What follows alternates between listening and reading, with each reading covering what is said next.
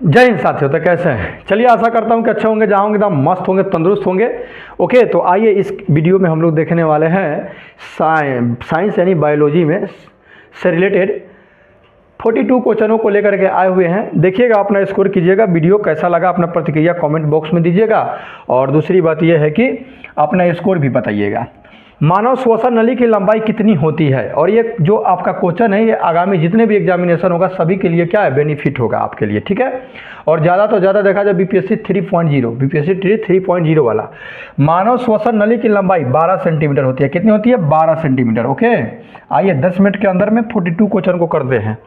मस्तिष्क का कौन सा भाग श्वसन की क्रिया पर नियंत्रण करता है? कंट्रोल, जो सांस लेना है वो अगर नहीं रहेगा तो बस सांस लेते रह जाएंगे, वो है मेडुला है, ठीक है। मेडुला जो है ये मस्तिष्क का वह भाग है जो कि श्वसन क्रिया को क्या करता है, नियंत्रण करता है। मूत्र में पाए जाने वाला वर्ण यानी पिगमेंट है, मतलब मूत्र का रंग जो पीला होता है वो किसके कारण होता है? तो यूरोक्रोम के कारण होता है। किसके कारण होता है? यूरोक्रोम के कारण मूत्र का रंग क्या होता है? पीला। मनुष्य में किस प्रकार का निषेचन पाया जाता है? तो मनुष्य में जो पाया जाता है अंतः निषेचन पाया जाता है, ठीक ना। आंतरिक निषेचन पाया जाता है मनुष्य में। मस्तिष्क के चारों ओर पाया जाने वाला जो आवरण होता है मस्तिष्क के चारों ओर, उसको क्या कहते हैं? मेनिंजिज बोलते हैं, ठीक ना। क्या बोलते हैं? मेनिंजिज या मेनिंजस बोलिए, ठीक है। स्मरण, स्मरण मतलब किसी बात को याद करने का कैपेसिटी जो होना चाहिए। एवं चिंतन का कार्य मस्तिष्क का कौन सा भाग करता है भाई? तो ये करता है आपका सेरिब्रम, जिसको बुद्धि और चतुराई का केंद्र भी बोला जाता है। जिसका यह ज़्यादा विकसित होता है वो व्यक्ति थोड़ा तेज तराक होता है, ठीक है, तेज माइंड का होता है। शारीरिक संतुलन हेतु मतलब पूरे बॉडी को कंट्रोल करने हेतु मस्तिष्क का कौन सा भाग उत्तरदायी है? इसके लिए कौन है? तो सेरिबेलम है, ठीक है। सेरिबेलम के द्वारा क्या होता है? ये भी मस्तिष्क का ही हिस्सा है। थ्योरी ऑफ जंपिंग जीन्स के प्रतिपादक कौन है? थ्योरी ऑफ जंपिंग जीन्स के प्रतिपादक जो है ना वो बारबरा मैकक्लिंटॉक है। बारबरा मैकक्लिंटॉक जो है ये आपका थ्योरी ऑफ जंपिंग के क्या है? ये आपका प्रतिपादक है। लिंग का निर्धारण किस गुणसूत्र के द्वारा होता है?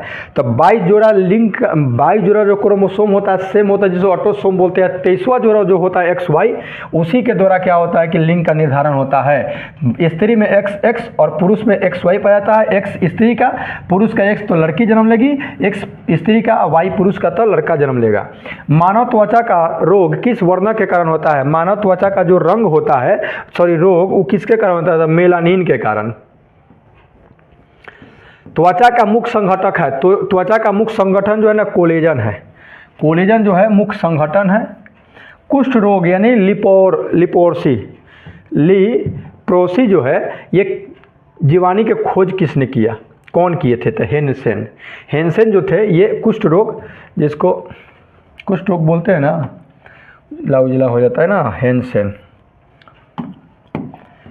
प्रोटीन की इकाई क्या है? प्रोटीन किससे मिलकर के बना हुआ है? तो प्रोटीन की जो इकाई है वो अमीनो अम्ल है, ठीक ना। यह एमिनो अम्ल का है, ठीक है। प्रोटीन की इकाई क्या है जी? एमिनो अम्ल है। अबे प्रोटीन की इकाई आपका अमीनो अम्ल है। ATP adenosine triphosphate, ATP adenosine triphosphate का निर्माण कहाँ होता है? तो ये होता है आपको माइटोकॉन्ड्रिया में, जिसको ऊर्जागिरी बोलते हैं, ठीक ना, माइटोकॉन्ड्रिया में। आइए देखते हैं आगे।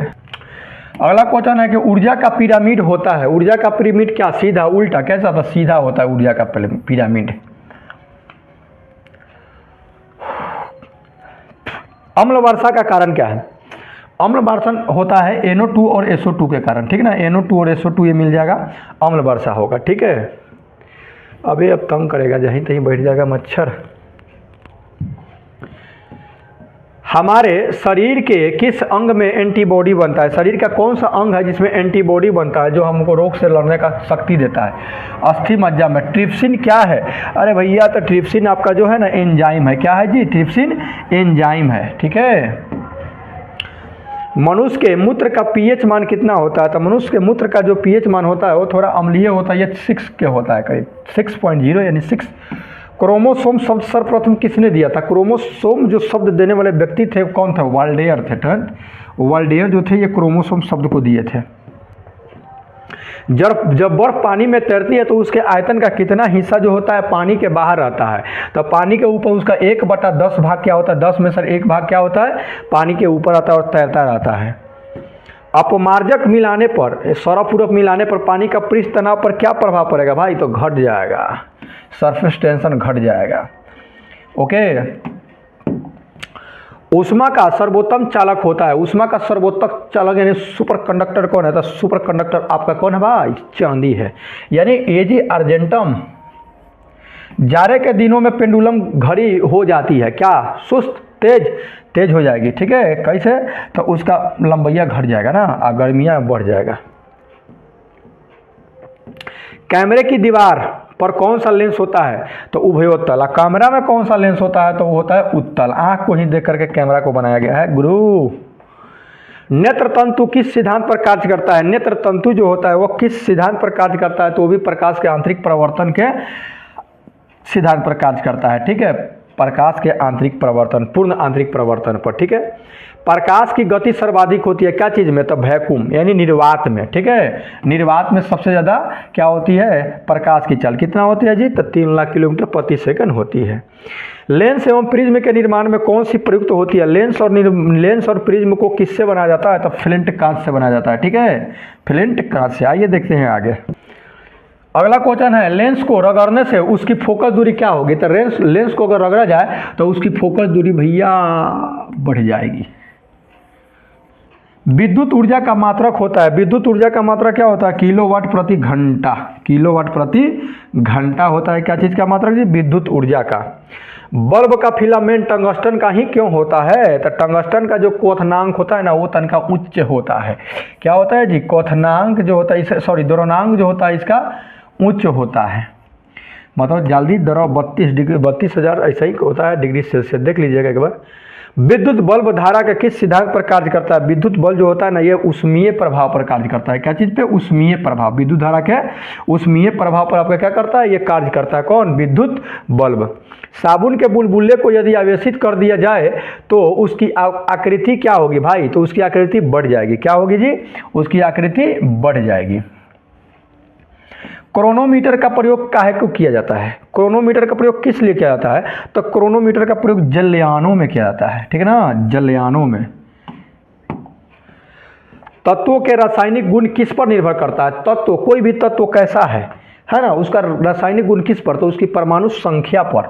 ठीक ना, परमाणु संख्या पर निर्भर करेगी। ओके। कुहासा यानी फॉग वस्तुतः एक घोल है। क्या चीज़ का घोल है भाई? तो गैस में द्रव का, गैस में द्रव मिला रहता है। ठीक है, तो वो बन जाएगा कुहासा, कोहरा। निलंबित कणों सस्पेंडेड पार्टिकल्स का आकार होता है कितना? 10 के परमास के 5 सेंटीमीटर होता है। अब बताइए कितना छोटा हुआ? 1 का 1,00,000वां भाग हुआ। 1,00,000वां कैसे? हाँ 1,00,000वां। कोलाइडी कणों का आकार होता है, ये कोलाइडी कणों का जो आकार होता है 10 के परमास 5 से 10 के परमास 7 होता है। ठीक है। पीएच यानी पावर ऑफ हाइड्रोजन का निर्धारण किसने किया था? तो ये करने वाले व्यक्ति थे सोरेनसन साहब थे। कौन थे? सोरेनसन साहब ने क्या किया? पीएच स्केल का निर्धारण किए कि ये भाई पीएच स्केल है, 7 रहेगा उदासीन है और 7 से ज़्यादा जाएगा क्षारीय, 7 से कम रहेगा तो अम्लीय। शुद्ध जल में हाइड्रोजन आयन सांद्रण का मान कितना होता है? तो शुद्ध जल में जो होता है 10 के परमाणु 7 होता है। ठीक है। सेकंड एंड लास्ट क्वेश्चन देखेंगे, वीडियो छोड़ के भागने का नहीं है। उदासीन घोल का पीएच मान होता है, उदासीन जो न्यूट्रल होता है तो न्यूट्रल मतलब 7। ठीक ना, उदासीन घोल का पीएच मान कितना होता है? 7। और अम्लीय घोल का क्या होगा? तो 7 से कम। 7 से कम देखिए, ललचाने के लिए 6 भी दिया है, तो ये मत सोचिएगा 7 से कम रखे, 7 से कम में 6 सब आ जाएगा। ठीक है, तो ये था मोस्ट इंपोर्टेंट आपका 42 क्वेश्चन। आपने कितना क्वेश्चन सही किया? ठीक है, मिलते हैं नेक्स्ट वीडियो में, तब तक इजाजत, take care and good bye. Video कैसा लगा अपना प्रतिक्रिया कमेंट बॉक्स में जरूर दे। ओके।